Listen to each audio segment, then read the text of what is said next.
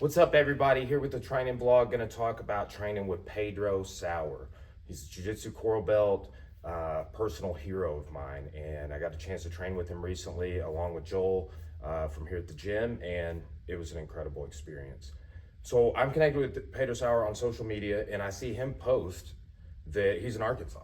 So I'm like, okay, what's going on here? And I find out the gym it's at his Cabot Jiu-Jitsu, and message their page. They reach back out, yeah, it's open, you can come. So I started messaging and calling people like different students here, kind of some of the upper belts that, for one reason or another, I thought would really enjoy that. And Joel, he was able to make it work. It was like less than a 24-hour notice. I found out about it like late Friday evening, and the seminar was Saturday at 10 a.m. So, I had the weekend open and was going to do some writing, and it still did some of that, but I had to jump on that opportunity. So drove down there, trained with him from 10 to 12, 2 hours, and it was just an incredible experience. First of all, and I've always heard this about Master Sauer, nicest guy ever. So we got there a little early. He walks in, walks over, and just talks to us for like 10 minutes or more, to Joel and I both, and talked with him about getting a train with Hickson recently, some things that we'd gone over, and just like stories from that. And and he is train with Hickson every day at the Gracie Academy for 15 years. So it was really, really cool just to get to be around that guy. Like, it was, when he walked off from talking to us after that, I was like, man, it was about worth the trip just to come up here and have that conversation. And so personable, so nice, really a gentleman, okay? I mean, I just can't say enough about what a positive attitude and how personable of an instructor that he was. It was part of what made the seminar so great. So then formatting. Right, so that was another interesting thing. Pedro Sauer is 65 years old. He's smaller, and is just a part of jiu-jitsu history. Like, you look back to when he came here, and when he's first in Utah. Now he's over on the East Coast around DC area. But when he came here, look into a little bit of the history of that. But he had some great stories from throughout his life in jiu-jitsu. But the format of the seminar, he just kind of starts off and he said, hey guys, I didn't just like show up with a planned theme. For example, I'm teaching some seminars here over the next couple of months. And, each one of them is maybe a positional theme, or, escapes, or, something like that. So he said, no, I don't do it that way. I'm just basically taking questions. And he said, because of my background and getting trained with Hickson and Helio every day for 15 years, and then just everything since, I've been in every spot that you guys are going to be in. So, ask me anything. And, I guess I've never really been to a seminar where somebody just did it quite like that. I mean, I asked for questions at the end of class. And sometimes that turns into a great discussion, a lot of dialogue. And I've been in rooms like that, like after a class. But I've never just had a seminar that the whole thing was basically like Q&A. But instead of just like the Q&A, like, we really went and drilled those things. And like, those became the techniques of the event. So, and it was really just cool how he could disseminate answers, right? Just like, okay, yeah, we're doing this. Oh, now we're doing this. And I liked it because, jiu-jitsu, the hard part about it is trying to do everything, trying to cover all your bases. But at the end of that seminar, and we had done we started with sweep from guard, choke, like another sweep. Then we shifted gears, did some crucifix, where you're kind of taking someone's back, mentioned some back escapes, arm triangle defense, like just the list goes on. And you look at that across the whole couple of hours, right? And for the most part, except for at the very end when he showed a few things, and then the seminar was over, we really got to spend some time working on those things. So it was just such a great event. And then outside of that, so format, so I get to ask coral belt question. Great. Okay. So like I'm sitting there, and I'm like, oh, what should I ask him? It's kind of like this way when we went and trained with Hickson, like we're kind of sitting around like, he's going to ask for questions. What should we ask? Like we want to, and it's like, you don't want to make up a question. So it's like, I was sitting there thinking, I was like, we've been working on like a knee bar from a pickup defense in our jiu-jitsu classes. I even teach this in the beginner class. It's in the Gracie Master Text. Like everybody that does jiu-jitsu shows this. Gary Tonin recently did a forward rolling version of it. In a competition. So anyway, so Joel had texted me the other night. Ironically, Joel's who'd gone to the seminar with me, and it's like, hey, what do you do when this happens? Right? And it's like, oh man, that's kind of happening to me too. And I even text him back. I'm like, well, I think that's when the role is really applicable.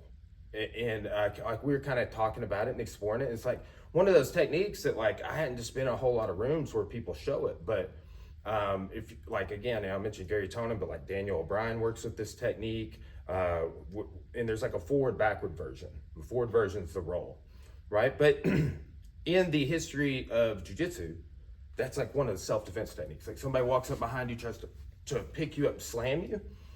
Okay, you're stopping the pickup. Like I was just watching two purple belts roll the other day, and that same situation occurred, and he hooks his leg, stops the pickup.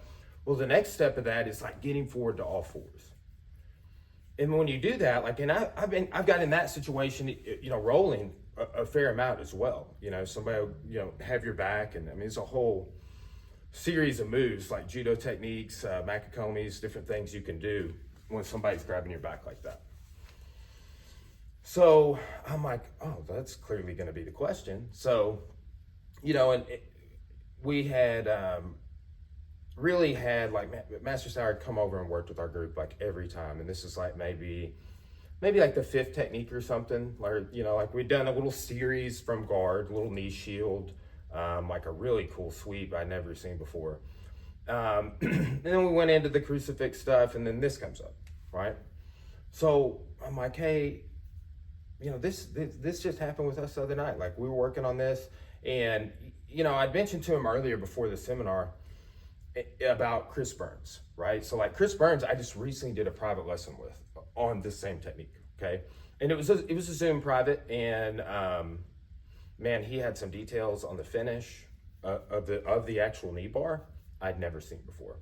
And in that Zoom private, I didn't really drill it. Like that was like I brought that back to class, and we're working on it, right? And I'd worked on it on the side, but I just kind of told Master Sauer, I'm like, hey, Chris Burns told me to tell you hello. Like, and I, mentioned to him, I was like, yeah, I just did a private with Chris on this. And, it's one of those things, like there's just some techniques that, because of the style of the, gym or instructor that's teaching there, you just might not get exposed to all the techniques. Me, even been doing this for over 17 years and being a black belt in jiu-jitsu for almost 6 years now.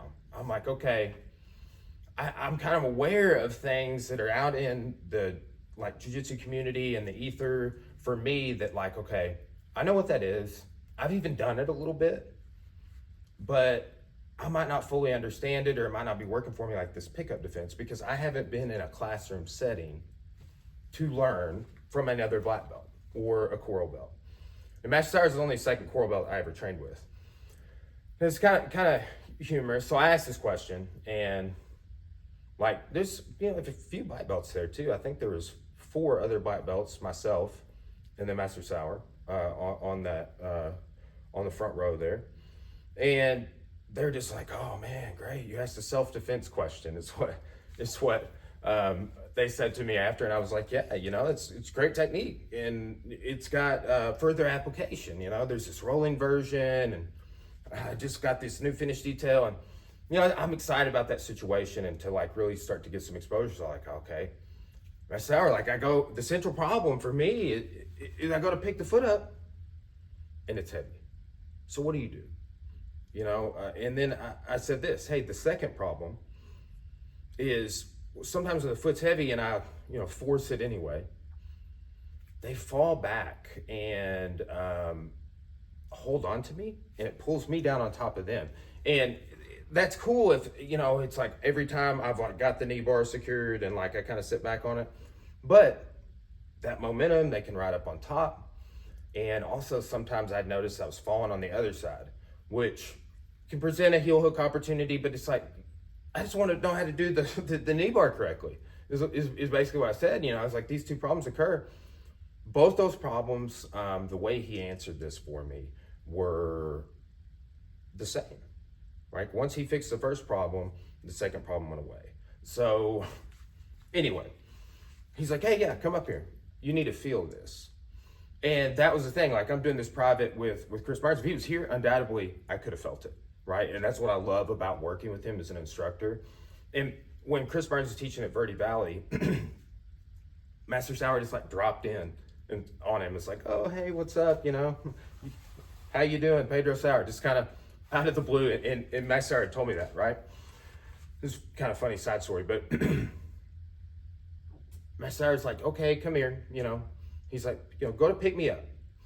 And he based, but he's like, this is the base test.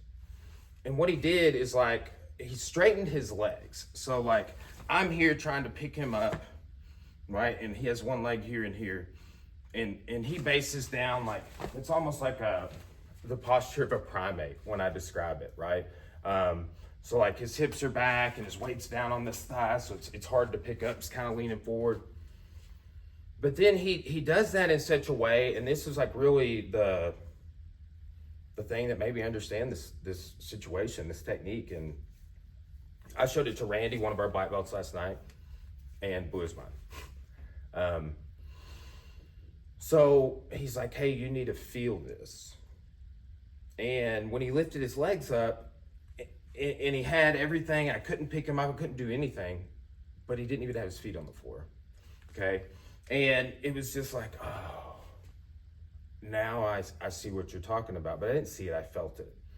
And, back to like several of these guys that, like a Pedro Sauer, Master Hickson Gracie, and then you take and extrapolate out their students, right? Like Master Sauer's coral belt under Hickson. So you take and you extrapolate that out, like the Chris Burns, the Jack Toffers, or even more like first generation, the Dave Kamos or the Chris Howders. I've worked with several of these people, and they say things like, hey, you need to feel this, come here. And it's like, that's like when Hickson talks about invisible jiu-jitsu, that's what he means. Like, yeah, I see what you're doing, but there's so much nuance in the angle and the distribution of weight and maybe the pressure I'm creating when I connect to you, like, or you pulling my head or what have you. And, when it comes to that stuff, that sort of wellspring of information, we'll call it, Hickson Gracie, invisible jiu-jitsu proponents. It is very much so like, hey, we've got a test for a lot of positions for the base, on the ground, standing, and, let's find that base real quick. Okay, yeah, okay, you see that? You can just pick your legs up. And there's lots of cool little tests with that. And, like if I'm doing the right thing, I've got the right posture, I'm kind of got somebody in a side clinch, they might, can lift their legs up off the ground, right? So with this, it was very much one of those base tests. And, he went on to reiterate, it's like, hey, this isn't the move, but if you do this, you can get the move. And, like, he's like, okay, now, here's how it works. It's kind of do it this way. And it just totally just changed that for me for the better, just like back to back, almost some synchronicity there just in, I've been chasing that technique. That's, as a black belt and an instructor and an academy owner, I'm out there, those moves that they're in the ether that I haven't had a class on, I've always done this. I'm trying to seek out black belts that have the answer to that, right?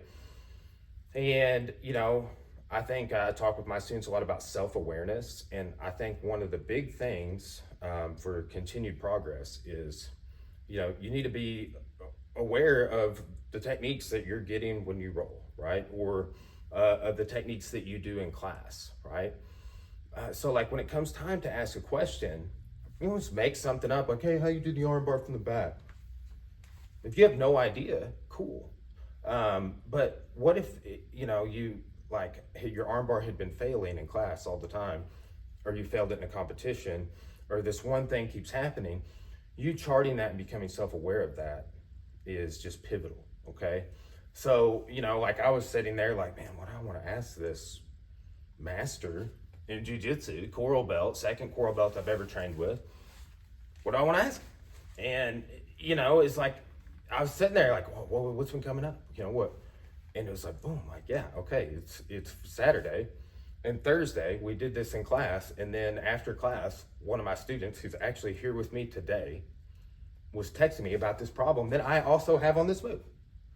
So obviously that's what I'm going to ask. But, you know, I had to, while I'm taking this seminar and these awesome stories in, I had to kind of, you know, think about like, okay, what's been coming up? You know, I had to do some inward analysis. Like I didn't, you know, it's like take advantage of it. You don't want to just ask some random question.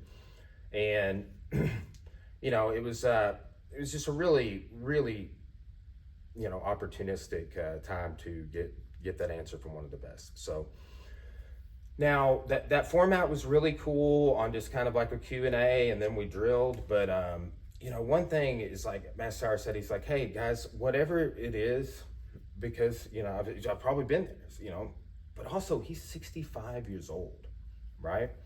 And he moved so well and looked healthy and was vibrant. And it was just really awesome to see someone that, you know, had, you know, used their jiu-jitsu to stay young in a sense. But, you know, it's like his kind of perspective, he's a lighter guy, is like, hey, you know, my jiu-jitsu, I might have to do it in a certain way because I'm smaller and I'm going to get smashed.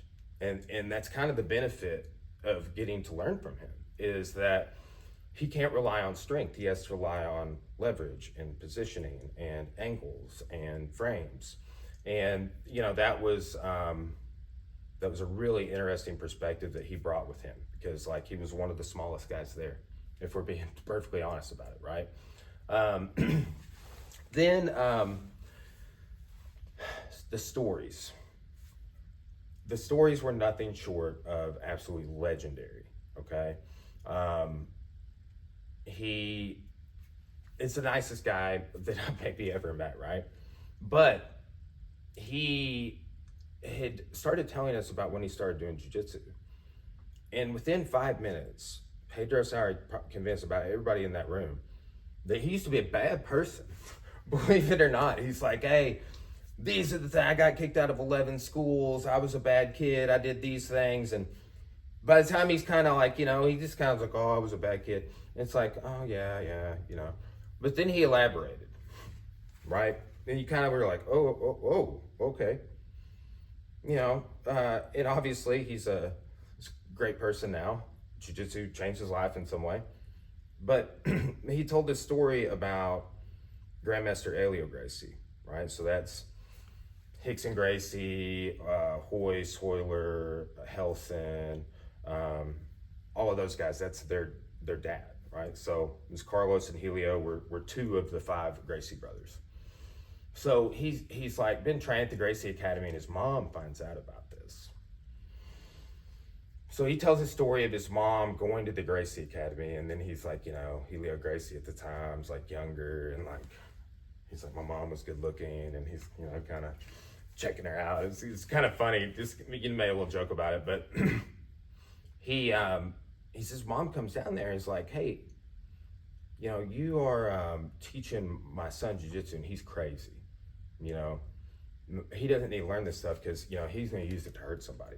Like he said, he said had kind of a metaphor. He said, you know, in Brazil, you fought all the time. He's like, if you didn't want to fight, you fought once a week. If you did want to fight, you fought every day. Like he was saying stuff like this while he's like convincing us that he, you know, used to be a hellion. And he said, Helio asked his mom, he said, if I gave him $100, would he put it in his pocket and spend it later? Or would he put it in his mouth and eat it? And his mom's like, well, he would pocket it, of course. Like, what kind of question is that? And he goes, so he's not crazy. He's like, so as long as he's not eating money, I can fix him. Okay, well, what's that mean? So Pedro Sauer says that he is, he's one of the smaller guys there. This at the time, again, Hickson's there, Helio, every day he's training with them. And he says that Helio's rolling with him. And, kind of blows through his guard and puts him in side mount. Just kind of roughing him up and controlling him. And Pedro Sauer said at that point, he had convinced everybody in his life, including his parents, that he was crazy. Something would happen, they'd be like, oh, it's Pedrinho, he's crazy. And he said, Helio mounted him and looked down at him and he said, you might be able to fool your parents, MFer, but you're never gonna fool me. And then Pedro Sauer's like, what? And then he says it again and just kind of slaps him around, starts roughing him up. And I will say, this one story at the end of the seminar totally challenged my viewpoint, right? I'm writing on a couple of different projects about the history of the Gracies, right? I wrote my master's thesis on martial arts history. And it is definitely, Helio Gracie is not without his controversial statements and decisions, but a legend in the martial arts. Arguably, and I don't know of any family name in martial arts history that is more prominent or more well-known or renowned than that of the Gracie family. Yeah, there are other names for sure, but that family name, you hear it, it's a part of pop culture. I was watching something on HBO the other day and it was Righteous Gemstones, but he's like, hey, I trained with the Gracie brothers, Royce and Jeff. I trained with all, a funny joke, but look at how that made it into the popular culture, right? Kind of everybody knows that name. So he said, I realized then that I'd just been fooling people. And if I couldn't fool this Helio Gracie, this kind of older guy that, that's like, yeah, he's legend in that area is the Gracies and Jiu-Jitsu in their academy. He said, but, if I can't fool him, who else can I not fool, right? So, and I kind of came home and I told my wife, Cora, who's also a Jiu-Jitsu black belt, about this story. And I told her, I was like, hey, that's, kind of challenged me because we have a lot of kids here, right? And you get to those, some of those kids that are starting to hit teenage years, particularly boys. I don't ever recall any girls being a serious problem that we've ever trained in our U13 classes. I mean, yeah, there've been issues, but not to the extent, but there'll be, some crazy. Pedro Sauer is a 15-year-old type people in here sometimes. And they're disruptive, or they're, causing a distraction for the class or the environment, or it's just constantly having to get on to him or deal with him or whatever. But then I kind of applied that story that he was telling, man, okay, so am I just and I'm not just dispelling and turning these, hellion teenage boys that are 15 that are causing problems out. We really do try and work to resolve that. And, then I'm like, well, okay, I guess I just need to take them down and slap around a little bit. But no, that's not the answer either, to an extent. But martial arts, jiu-jitsu, fighting, it's one of the, training for those things, one of the most humbling experiences ever. Because you realize, when people start talking about, you just destroys your ego when you come in, right? Because the ideas and the perceptions you had that you were a tough guy or that you could, fool people, they weren't true, right? So, I just started looking at that perspective okay, well, maybe some of these you know, students we have problems with are, you know, they're fooling everybody. And, you know, I can learn from this story. So, you know, that was just kind of a cherry on top. That was at the very end, you know, and getting to train with Hickson recently, he talked about his dad a little bit and had a nice little story at the end too. And it's just, you know, it's really cool to be in a room with someone that was in that environment, right? Like, you know, Brazil at that time was a rough place. That's why you're fighting every day, right? But you know, for him to have come out of that academy and trained with those people, and you know, then for me to find my way an hour and 15 minutes away to Cabot, Arkansas, and get to ask him questions and get to work with him and feel his jiu-jitsu was just a truly remarkable and amazing experience. I mean, it's just like run out of adjectives to describe it. It was just one of the best experiences in jiu-jitsu that I could have ever had, you know. And it's you know, I've trained with a lot of great instructors, but you know, that was definitely one of the top experiences. So anyway, guys, thanks. You know, check out some of our other vlogs, subscribe to our YouTube channel. We got content that we put out regularly.